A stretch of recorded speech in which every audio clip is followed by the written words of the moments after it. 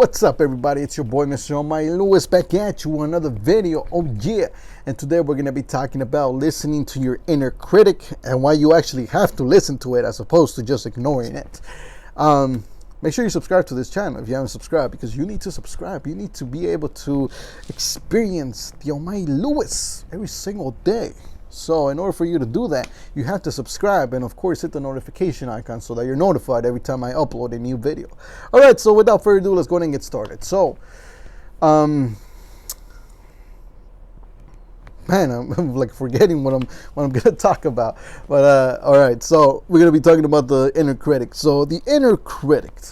So a lot of people tell you to ignore the inner critic, right? They're like, oh, the inner critic, you judging yourself is bad. You should never judge yourself. You should always treat yourself with kindness and goodness and really talk to yourself like really nicely and pretty much, allow yourself to be the best person and be very special and be like a little kid, right? And treat yourself with like tenderness and softness and pretty much all of this, right? And, if you end up ignoring your inner critic, well, then the reality here is that you're pretty much not going to improve too much. Because here's the thing. Your inner critic is there for a reason. It's not there by accident. You don't have that mechanism. As you know, that mechanism in there is automatic. It's there. It's natural. Everybody has that. This isn't something that, you develop within time and you pretty much, you decide like, oh, I want an inner critic inside of me, or I don't want one. You really don't have a choice. This comes with you and it's there for a reason. And a lot of people don't understand that because, it's there for a reason. You're not supposed to ignore it. Just like everything else that comes natural with your body, you're not supposed to ignore it, because everything there is there for a reason. It's not just there for no reason. Whoever built humans obviously had a purpose for, your inner critic to be there. Now, of course, can you interpret the inner critic in a very different way? Of course you can, but never ignore it. You have the potential as well to really control your perception of the inner critic. So a lot of people like to pretty much dismiss it and ignore it because they feel attacked by the inner critic. They feel like, oh, like my inner critic is destroying my potential. My inner critic is like, pretty much leading me to, live a very sad and depressing life, and my inner critic is just I just don't want it there. It's like it's evil. It's telling me bad things about me and I want to feel really good all the time. So how can I ignore my inner critic and just pretty much live a life where I'm just fulfilled and happy and everything, right? Where pretty much all I have is good thoughts and there is no critic. There's nothing inside of me telling me that I'm not good enough, and I always feel good enough and I always feel like I'm the best of the best, right? The thing is that you don't understand the inner critic. You don't understand why it's there.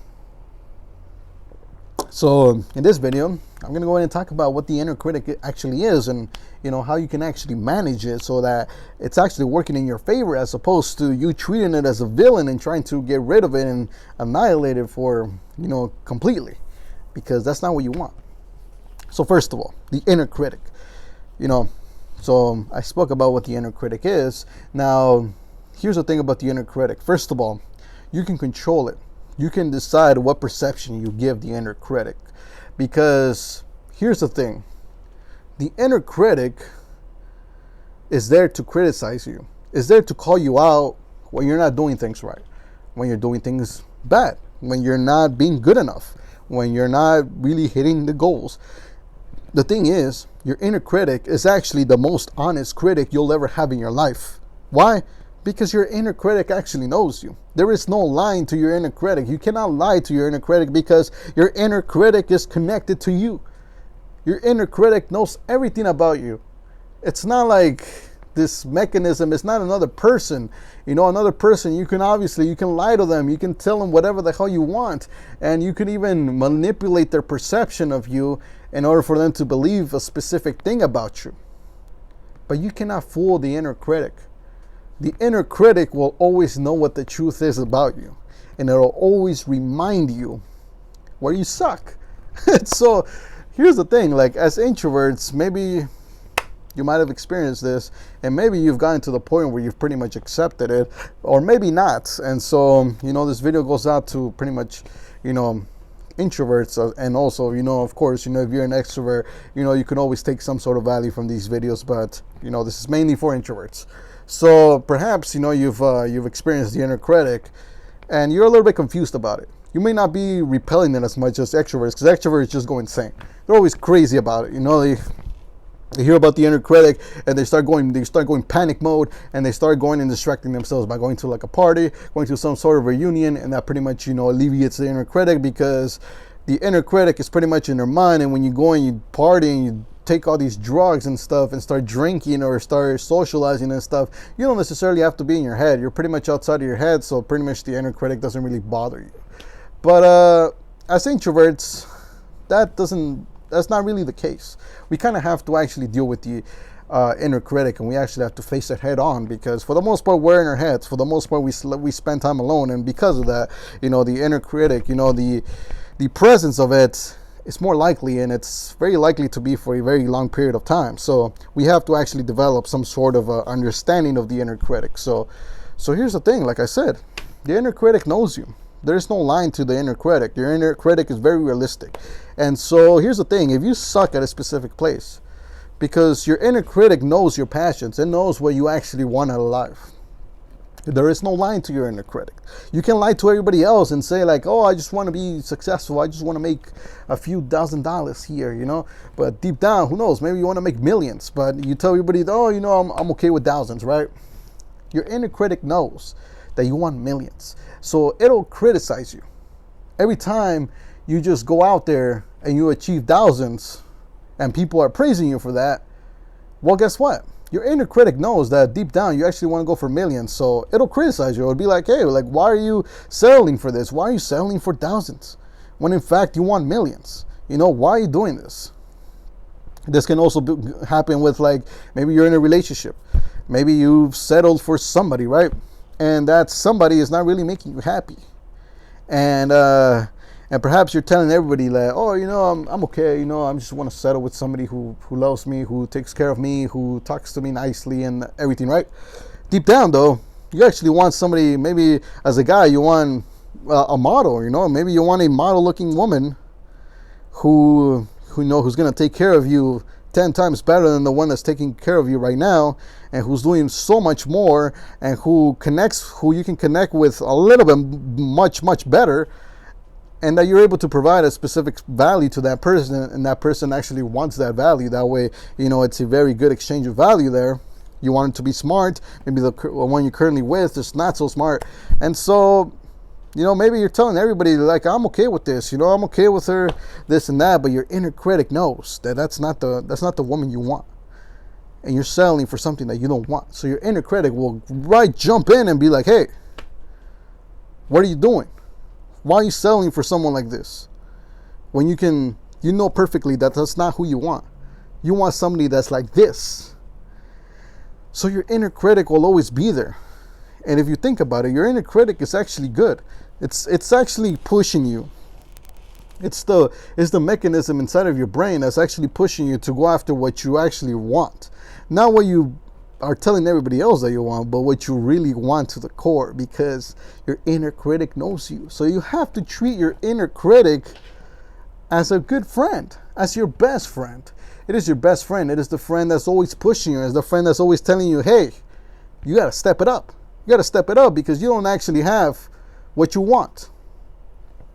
And so the thing is that your inner critic will never work with you in congruence with you if you don't accept it. You have to embrace it first. You have to accept the fact that it's there and welcome it and allow it to give you that criticism, that feedback, because the inner critic is the one that will always be honest with you. However, sometimes people cannot handle it, because sometimes you may be confused as to who you are. You may be confused as to what you really want out of life. And because of that, your inner critic might be going back and forth. It might be telling you, hey, you said this, and now you said that, and now you said this and that. And it might always be criticizing you, telling you like, hey, you know what, you can do better. Why'd you do that? Why'd you make that mistake? Why'd you do this and that? And so here's the thing. You can treat the inner critic as a map as to where you need to work. So if the inner critic is being a little bit too strong as far as like when you make a mistake, maybe you make a mistake and you start to judge yourself for that mistake like really badly, then you, my friend, have to study mistakes. You have to study the psychology of mistakes and how mistakes can actually be quite beneficial to your journey down the line. And I actually have a video here on my channel where I speak about mistakes and how they're really necessary for you to be successful. But that's how you're supposed to treat the inner critic. The inner critic is there pretty much to point you in the direction of success. However, if you ignore it, if you decide to just put it to the side and try to suppress it and try to say that life's good, this is good, and enjoy the sun, enjoy the beach, enjoy this and that, you're pretty much selling. You're pretty much telling yourself that, okay, you know what, I'm okay with the life that I have right now. I no longer have to work for anything.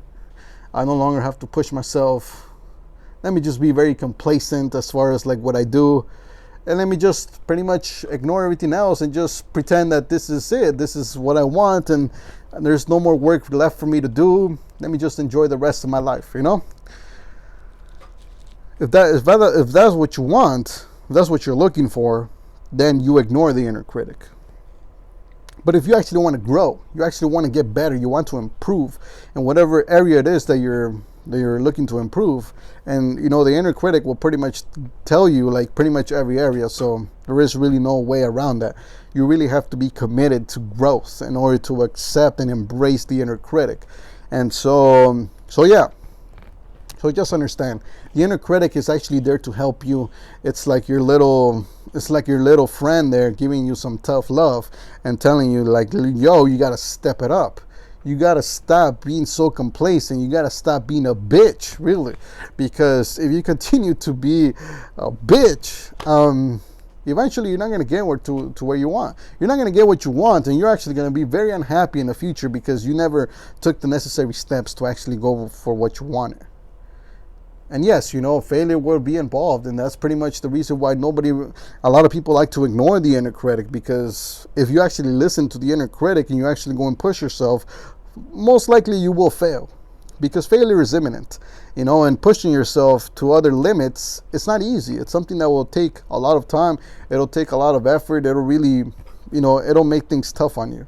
So you have to really be, open to that and be like, okay, you know what, things will be hard out there. And you have to accept that and come into terms with that and be realistic about it and just pretty much accept it, embrace it, and get out there and just do it.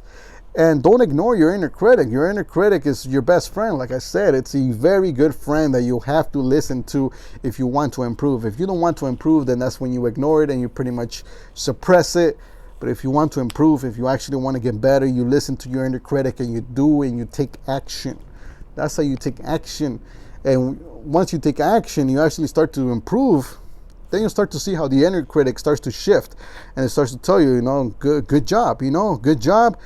Now let's go on to the next level, because most likely whatever it is that you want, it's going to take some time. It's going to take maybe a few years in order for you to get to the level that you want to get to. Or perhaps you do get to where you want to get to, and now that you're there, you're like, okay, you get a little bit of more confidence, and you all of a sudden you build a new goal for yourself that's even, bigger than the one you had before.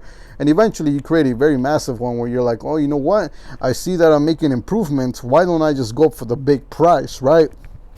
And whatever that may be. And so the inner critic is a good friend. Never ignore it. These people are telling you to ignore your inner critic, and they're like, oh, like this little voice in your mouth, that's telling you that you can't do it, that you're not good enough for this and that. It's true. You're not good enough. And that's okay. If you're not good enough, you're not good enough. Go and educate yourself so that you're good enough. And sometimes you are good enough already, but you still haven't realized that you don't have the necessary education, the right mindset that will put you in the position to have the right mindset that you are good enough. Sometimes it's not just about action. Sometimes it's just about, changing your mindset. But in order to do that, you have to educate yourself, and it has to make sense for you.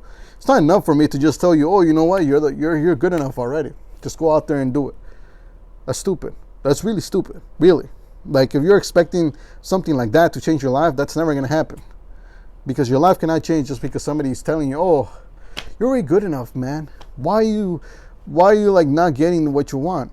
Because you don't have the right information. That's why you're not getting what you want. You don't have the right information, and you're not implementing that information as well, and actually succeeding with that information. Because there's information, and then you have to go implement it, and then you have to make a few slight tweaks so that it works for you specifically, because your personality requires a little bit of tweaks to every information that you're receiving. So, you heard this video, then you have to go and implement what you learned in this video, and then you'll have to make certain adjustments to what you heard here. That way it actually works for you. So don't expect anything to just work from right away. Sometimes it will happen, sometimes it will, but that's not the case for all the time. Especially when it comes to mindset, you always have to make a lot of tweaks, so yeah. So that's it, pretty much. Thank you very much for watching this video. And make sure you subscribe, make sure you hit the like button, make sure you comment down below if you want to see a specific video. And other than that, I'll see you guys in the next video.